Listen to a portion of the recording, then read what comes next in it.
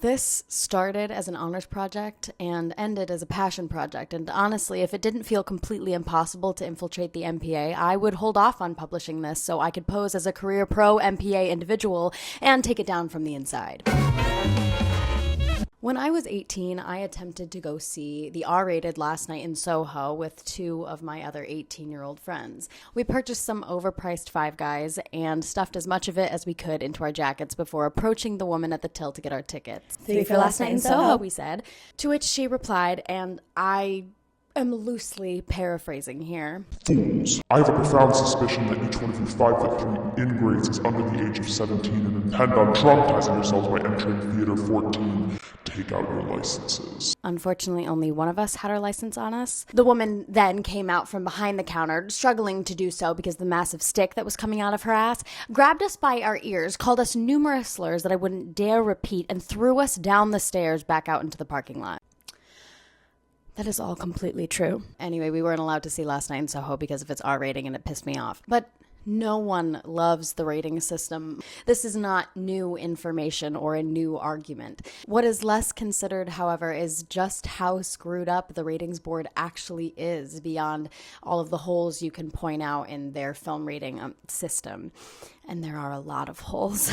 Two semantics disclaimers. The MPAA, which most people know or remember it as, has since changed its official name to MPA in 2019 in order to reflect the global nature of film and television, especially due to the development of the streaming industry. And CARA, or the Classification and Rating Administration, is the specific branch of the MPA I will be focusing on, but for ease, we're just going to be referring to the group generally as the MPA, even though the MPA does other things, which they should stick to, even though they can't even do those things properly. Okay, getting ahead of myself. Let's start at the beginning. Picture this. 1920s Hollywood is booming and ripe with scandal, with stories of promiscuity, violence, and immorality existing and being greatly exacerbated by yellow press. The film industry was not garnering the best image. And with the threat of censorship bills looming over creative freedom, the industry elected to self-regulate instead of having to dance around the law. So the MPAA, then the Motion Picture Producers and Distributors of America, or the MPPDA was created in response. Headed by U.S. Postman General William Hayes, it eventually became colloquially known as the Hayes Office. The Hayes Code, which was written by a Jesuit priest and Catholic publisher, was first used as guidance and quickly became obligatory. So the code was a list of don'ts and be carefuls, serving as a plot roadmap for what should and should not be shown on screen. I won't summarize every element of the Hayes Code, as there's already a lot of very detailed sources out there. I put a good link in the description, but the gist is the code was put in place for the standardization of morals within the industry. So depictions of taboo topics such as violence, drugs, sex, vulgarity, race, and religion now had very specific guidelines. Towing the line or going over it could result in your movie not being approved for theatrical showing or a massive fine from the code office. A particularly famous example includes the $5,000 fine Gone with the Wind director David O. Selznick had to pay in 1939 due to the inclusion of the line, "Frankly, my dear, I don't give a damn," rather than "Frankly, my dear, I just don't care," which the code office had suggested. Today, a lot of these rules appear ridiculous, not being able to show childbirth, even in silhouette, ridicule of the clergy, suggestive kissing, or just straight up bad, like you're not allowed to show mixed race relationships or white slavery. It is very, very clear now that all of this is undue censorship because a few people at the top wanted to keep America in line morally. But long story short, due to social pressure and changing norms in the late 1960s, the code was no longer cool or making anyone money. So it was replaced with the Classification and Ratings Administration, or CARA, under the MPAA. This, if you'll have my opinion, was a dramatic shift, but not dramatic enough. The code office was not completely rebuilt, just standards sort of changed and offices renamed. It wasn't a complete tear it out of the ground and rebuild it situation. It was a system change put in place from societal pressure, but it all stems from the same place. Today's supposedly fixed institutions and organizations are stained by their past. The word systemic comes to mind. It's a conversation that has been coming up a lot these days, and the MPA should not be exempt from that conversation. But anyway, back to the timeline. 2 years prior to the dissolving of the code, a new president of the MPA was sworn in, Jack Valenti. If you're interested to know what Jack Valenti was doing before becoming president of the MPAA, I'll tell you. He was serving de facto as White House Chief of Staff for Lyndon Johnson. In 1966, with Johnson's consent and at the explicit request of Louis Robert Wasserman, American businessman and talent agent, president of the MCA and thus Universal Pictures, who allegedly served as a link between the mafia, Hollywood, and Ronald Reagan, and very responsible for Reagan's rise to power and eventual presidency, Valenti becomes president of the MPAA. 2 years later, he had developed the rating system. So now the MPAA has stopped censoring and started rating. The original intent of the rating system was an attempt to protect against censorship from local municipalities, so it has its well-intentioned beginnings. So, was the MPAA a fan of keeping our youngsters from seeing undesirable films? Yes. But as with any capitalist commodification of the distribution of art, it's about money. If one or more local municipalities decide to put a stop on a film because they deem it amoral, studios and thus the MPAA lose money because it won't be shown in theaters. Choosing self-regulation and the standardization of the rating system helps avoid this, and studios and thus the MPAA make more money. But the MPAA positions itself as for the artist and for the parent. The MPAA takes the nation's most precious commodities, free speech, the purity of the child, and the inherent responsibility of the parent, and declares it as their job to regulate. At the time, the ratings were G for general audiences, PG for parental guidance, R, persons under 16 not admitted without an accompanying adult, and X, no one under 17 admitted. You'll notice we seem to be missing PG-13 and NC-17 here, and you might more closely associate X to porn. So the X to NC-17 rating has to do with just that. At a certain point, X started to connote porn, so that was a simple fix. But anyway, interestingly, today, PG-13 is more commonly used than all other ratings combined, and as you may have guessed, makes far more money because it has the biggest audience. This means PG-13 is more likely to be pursued by filmmakers or encouraged by studios. Writers, directors, editors will either amp up their PG movies or tone down their R movies. This is not necessarily a bad thing. It makes sense for a filmmaker to want people to see their films, but it brings into question the idea of artistic integrity. It is also worth noting that PG-13 is now kind of a mess. They stayed prayed up. In fact, the MPA is quoted as saying, PG-13 is a pretty big bucket. For children going to see Harry Potter, it would not be suitable for them to be exposed to The Last Exorcism, both of which were rated PG-13. So you agree? Anyway, where did this PG-13 come from if it wasn't there before? The filmmaker you have to thank is some guy called, Steven Spielberg. In 1894, whoa. In 1984, Spielberg was freshly successful from this little film he made called Indiana Jones and the Raiders of the Lost Ark, which grossed a record-breaking $212 million in its original release. But Spielberg then made Indiana Jones and the Temple of Doom. The first Indiana Jones was obviously exceedingly popular for the youngins, but Indiana Jones and the Temple of Doom was certainly too much for PG and too tame for R. So when Spielberg pitched PG-13 to them, they were very, very happy to oblige. They could broaden their audience as much as possible without making anyone upset. They also applied it to Gremlins that same year, which Spielberg was producing. If there is any one surefire way to radicalize a person against the MPAA, it's by watching This Film Is Not Yet Rated. I owe a lot of the general structure of this video to this film, and if you're watching this, you should watch This Film Is Not Yet Rated. So here is a summary. It is at this point that my SD card decided to run out of storage, so... Aww. Documentarian Kirby knows that people aren't exactly happy with the MPAA. We know at this point that the MPAA raters claim to be an anonymous group of parents with children children aging from 5 to 17 years old. But that's really all the information that there is available. Through various interviews with several filmmakers whose art has been rated NC-17 and members of the critical community who don't exactly love the MPAA, Kirby questions the validity of the rating system and poses the question, who is actually making these decisions? Dick Kirby hires 2 private investigators to essentially dox members of both the ratings board and the appeals board, a process which goes from weeks to months. Again, this is for 2 experienced private investigators who say that trying to find the names of anyone who works for either board is like, quote, trying to take a brick from Fort Ticonderoga. They find that there are 8 people on the ratings board, several of whom don't have children who fit into the proper age range of 5 to 17. One member of the board, in fact, didn't have any children at all. He was just an aspiring screenwriter. It is also found that one singular person, Joan Graves, is the person who decides who gets to be on the ratings board, and we still to this day have no idea how one would get nominated or picked to be on the board.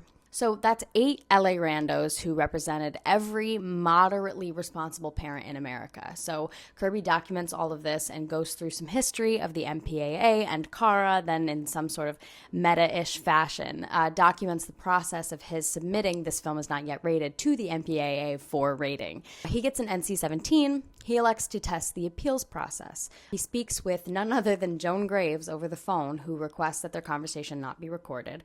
So Kirby then paraphrases their conversation, which concludes with Graves telling him that not only is he not allowed to know who is going to be making the decision for his appeal, he cannot film the appeal or cite any films in his argument as to why he should receive a lower rating. He loses in the appeal proceedings, if you're wondering.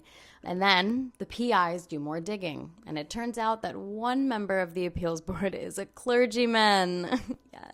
It's also worth noting that the MPA's other major role in the film industry is the maintenance of copyright laws, and they found themselves breaking piracy laws by allegedly making a bootleg copy of This Film Is Not Yet Rated and making the excuse that they could because of security concerns, despite their site explicitly reading that all forms of piracy are illegal and carry serious consequences. It says all over the MPA's site that their rating system is not mandatory. Funnily enough, this also applies to the Hays Code.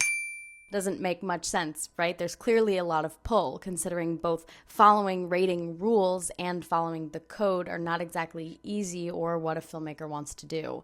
And considering that rating a film costs between, get this, a minimum of $2,500 and a maximum of $25,000, we're all asking, if it's not mandatory, why the is anyone submitting their film to be rated to begin with? The thing is, your film would have a very, very difficult time being picked up by distributors, getting a good advertising budget, or even being shown in theaters. And back when video stores were a thing, most didn't carry unrated films. Not having your film rated could be a difference of millions of dollars. So you bite the bullet and turn in your film to get rated. 8 people who maybe have kids, maybe don't, who knows, you didn't vote for them to be there. Watch your movie and mark on a little iPad what they think the rating should be. One of these voters is a chairman, and according to one whistleblower, the chairman can just overthrow the whole vote and make his own decision based on how he personally feels. Say you get an NC-17 rating, but you were gunning for an R. That NC-17 rating just lowered your profit projections because it's a harder sell. You ask the MPA what you can fix in order to resubmit for an R rating, for more money, I might add. But they don't have a system for responding to this question. There have been various reports on the responses filmmakers have received when asking for this kind of help. Some received none, being told that if they were provided with specific examples, that would be an instance of censorship, which, like, what? Some did receive suggestions for edits which made no sense, and some, more likely to be studio films rather than independents, received very clear notes. Anyway, you don't agree with this rating, you submit for an appeal.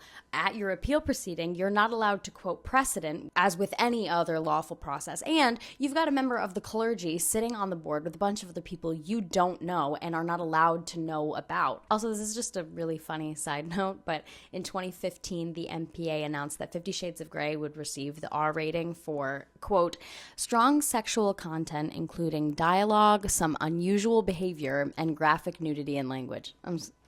What is unusual behavior? That subtitle goes crazy.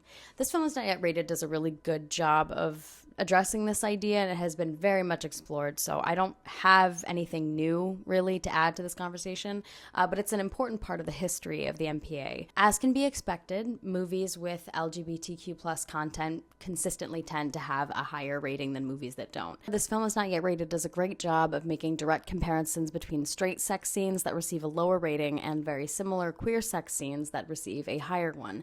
This prejudice is slowly being undone, but the MPA is certainly behind the culture, and I'll bet you good money that the ratings board does not have a lot of practice in ensuring personal and political prejudice doesn't work its way into raters' opinions on a film. And concerning sex, I'll compare my concerns directly with the topic of violence. Essentially, is very bad and blood is more than fine. To go even further, violence is okay, but violence without bodily consequence is even better. For example, if in a film someone with a machine gun goes on a rampage and shoots down a crowd of innocent children, the presence of a realistic amount of blood could likely result in an R rating. However, if blood was eliminated and it was only just a pile of dead bodies, you could probably keep the PG-13, because that is just the message that we want to send to children, right? Weapons are clean and not that scary, and don't worry, they're just playing dead, and look how not real that is. And I hope to God that children who grew up on movies with that message have parents who store guns in a safe and not under their bed. And this applies to children's movies. I recently rewatched Tangled and realized that, spoilers for Tangled, I guess, when Mother Gothel stabs Flynn, she pulls the knife out and there's no blood on it. It is more than likely that the presence of blood on the knife would garner the film a PG-13 rating. So to keep it PG, no blood on the knife. In America, 4 times as many films are given an NC-17 rating for sex than violence. And it is also worth noting that rape and pleasurable sex have the ability to earn the same rating. Ah, the land of the free, home of the brave. I mean, you have to warm up the youngins to violence eventually, right? Especially if you're going to set up a table in their high school cafeteria 5 to 7th period to recruit them for the military. I mean, Johnny will sign up. His biggest worry right now is about why sex with his girlfriend last night felt weird and wrong and shameful, and not just because it took place in a church parking lot. If it hasn't been made clear before, the answer is money. It's always money, money and power. The MPA's rating system is convenient to no one except the MPA, especially today. I mean, really, who is going to give up power like that? The MPA has held such an inflated sense of importance throughout the last century. For the association to recognize that they are not needed anymore would be to say goodbye to money and an enormous amount of influence. And for studios to agree, it would mean they lose out a lot of money and influence too, and influence over where money is going. The MPA has managed to weave itself into the American film industry in a way that is very, very difficult to undo, especially when those who have the ability to unweave it are ones who are not apt to give it up. And outsiders who make that attempt are unsuccessful, and there's always been a looming threat of being blacklisted. It's billion-dollar companies on one side and individuals they have power over on the other.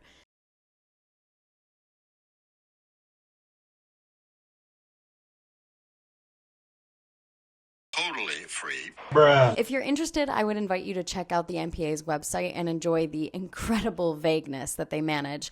How is this representative or democratic? How is it something as integral to our culture as film is controlled by a group that clearly has an agenda that they are not at all transparent about? Ultimately, if the MPA truly wanted to represent parents and cared about the things that children are exposed to, their board would be full of child psychologists.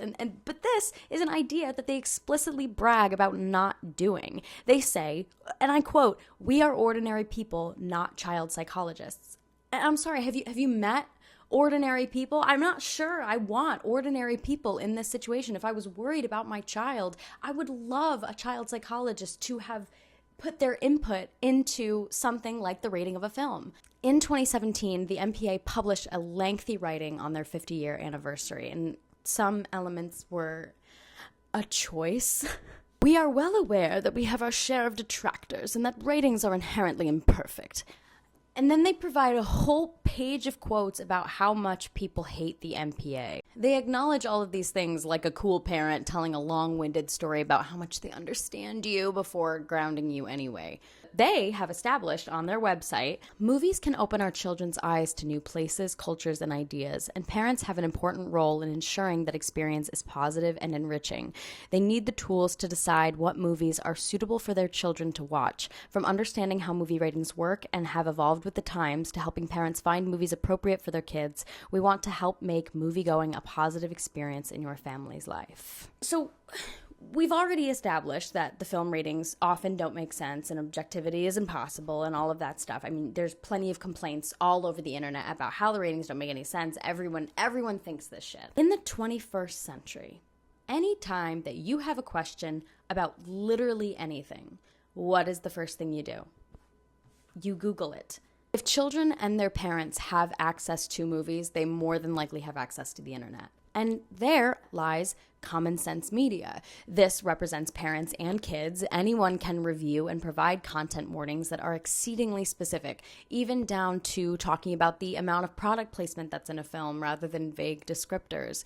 You can look on IMDb, you can look on Reddit forums, you can see discussion about it on social media. You can even find out exactly how animals are trained and treated on set in massive detail. And you can read stuff like, did you know that in Dances with Wolves, the charging buffalo was actually a baby buffalo running after an Oreo cookie? That's so cute. If parents are exceedingly concerned about the content of a movie that their child is seeing in this day and age, the best way you can go about making that decision is not by looking at a nonsensical, unstandardized letter rating.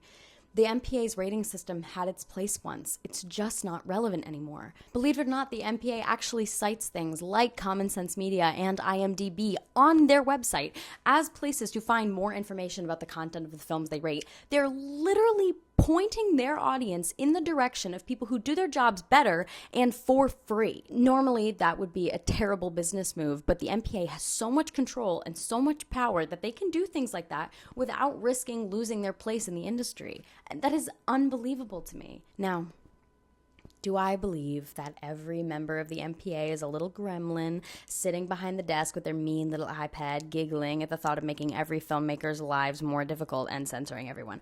Absolutely not. But the system begets itself. The MPA refuses to take a hard look at itself because that's what powerful organizations do. They enable themselves to make more money, and the little guys can't do anything because the rules of the system are created by the organization, which benefits directly from them. It is not about individuals working for the MPA purposefully being awful, as much as some of us would like to believe it is.